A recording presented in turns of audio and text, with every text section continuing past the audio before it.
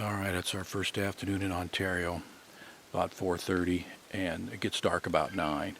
It's been raining a little bit. It's been really cool and windy. Yesterday it was 90 degrees, hot and sticky, and then during the night the wind came up. I thought it was going to blow my tent away. We're camped about 15 miles from here, and the wind is just starting to die down, and it rained a little bit, and that's quitting now also.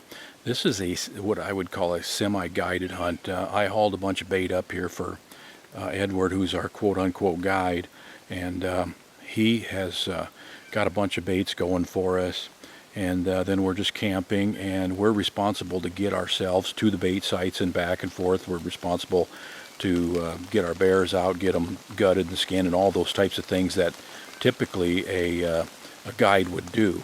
So it's a very inexpensive hunt. It's something that anybody can do, and we got a lot of good trail camera pictures. I sent 3 covert cameras up to Edward, and he's had them on these baits, and he's got a lot of pictures, a ton of sows with cubs in this area, but also some really nice bears. There's 5 of us, and last night Gary and Alex both shot bears. Alex shot about a 200-pounder, and Gary, on the first night yesterday, was August 15th, opening day of bear season, and Gary shot a giant, just a huge, probably 400-pound bear, and it was a lanky, thin bear that if he was really filled out, he would have been 500 plus pounds. Hey, huge pads, huge head on him, just a gorgeous big bear on opening night. So 2 of the 5 are already done, and so I'm in a pretty good spot here. I feel pretty good about it, and we're just gonna hang out for a little while, and gets dark about 9, and hopefully we'll see some bears tonight.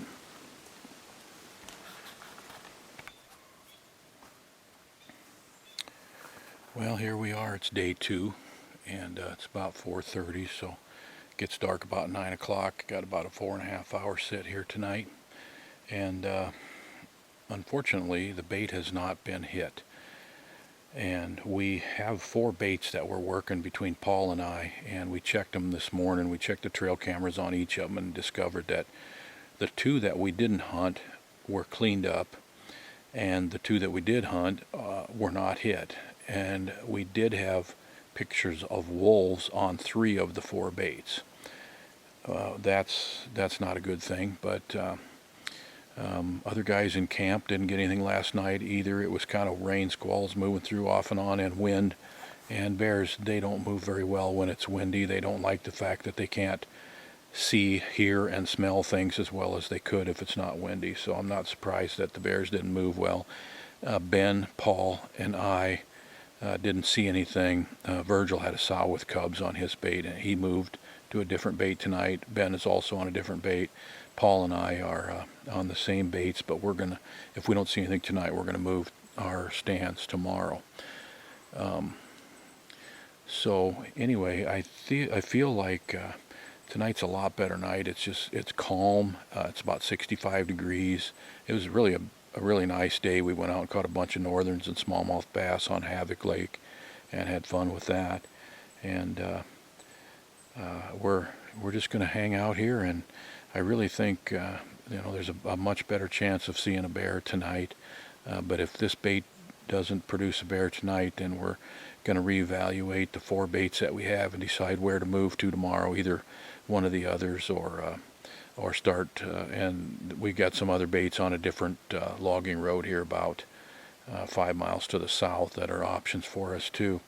Interestingly, Paul's wife and daughter that are here in camp, they went blueberry picking yesterday and today, and both times they saw bears in the blueberry patch. So that's an indication of what's going on with the bears right now too. All right, it's day 3, and I made a move. This bait yesterday, when we checked the camera, had been hit again for the 2nd day in a row, and had been hit by a sow with a cub and a pretty nice bear. And then the day before, it had a smaller male sow with a cub and a pretty nice bear on it. So 3 of the 4 have hit 2 days in a row, and we checked it this morning. Then we went and checked the other bait where I sat the last 2 nights, and it hadn't been hit again. So we pulled the stand down, brought it back over here to set it up, and the bait had been hit again in that hour and a half since we were gone. So we pulled the camera card, and it's a pretty decent bear that hit it, and that was 10 o'clock this morning. Now, I came back out here to hunt. It's 4 o'clock, and the bait had been hit again, and the camera showed that it was a cub on the bait. So there's 4 bears that are hitting this bait somewhat consistently, and so this could happen pretty fast because they're in and out of here pretty much all day long.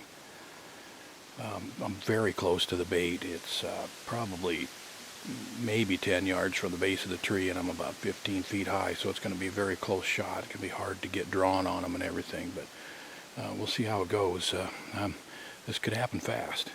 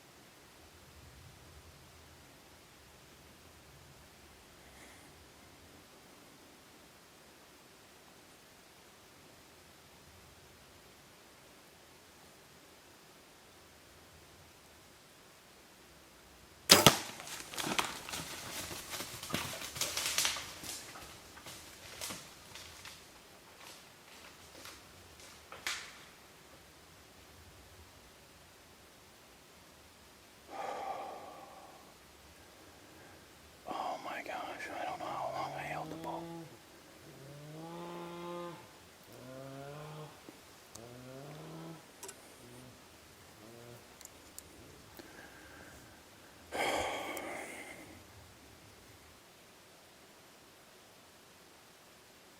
It was just crazy. he came around behind me, and he dropped in right here, and he just grabbed something and went back up in the bushes there for a minute or two. And then when he came back down, he just stood there, and he was right behind the tree from me. I could not get a shot. All I could see was his head and just a little bit of shoulder sticking out from behind that tree, and I had my bow drawn forever. It seemed like it probably was only maybe 2.5 minutes, but I drew my bow when he was coming down, and then finally he turned towards me, and then he turned sideways, and he exposed his vitals, and I put it right through both lungs. You can hear the death moan. He's just probably 50 yards or less right over here. So I got a pretty nice bear here in Ontario, and I also had another bear in here earlier at 6 o'clock actually, and you didn't see it because couldn't even get the camera turned on. It came right in straight at me, and I couldn't move to get the camera turned on, and then it turned and took a sniff at the bait and started looking around, and all of a sudden it looked right up at me, and it was like, whoa, you could just tell it saw me, and it freaked out, and it just bolted out of here like it was shot out of a cannon. But all right, well, I think I'm going to go get some help dragging this bear out of here. It's a pretty good sized one. It's a really nice bear, and and that's pretty exciting. That was it's been a really good hunt. I had a great time. Caught some muskies today, and just really enjoyed checking trail cameras and doing basically a do-it-yourself hunt here in Ontario with the help of Eddie Wilson. He's just a young guy that just inherited this bear hunting concession here, and he's offered bear hunts at a bargain until he can really get his feet under him and buy the things that he needs. And in the meantime, he just made us a deal where we could come in and do our own baiting. We brought our own bait, we hung our own stands and everything. And boy, this was a ball. It's my third night, and I'm going to stay a couple more days and do a little more fishing before I head home. So the next time you see me, I will be standing behind a bear. Well, okay, I found my bear here. It's about a 225 probably pound female, and bear and sow. Went only about 40 yards, and you heard the death moan, and the shot was perfect. Trophy taker. Ulmer edge went right through both lungs, and pretty easy blood trail to follow. So it's a really fun hunt here. It's kind of a semi-guided hunt with Eddie Wilson, where we did our own baiting and hung our own stands and stuff like that. But we're actually baiting Eddie's 5,300 square kilometer bear hunting exclusive area.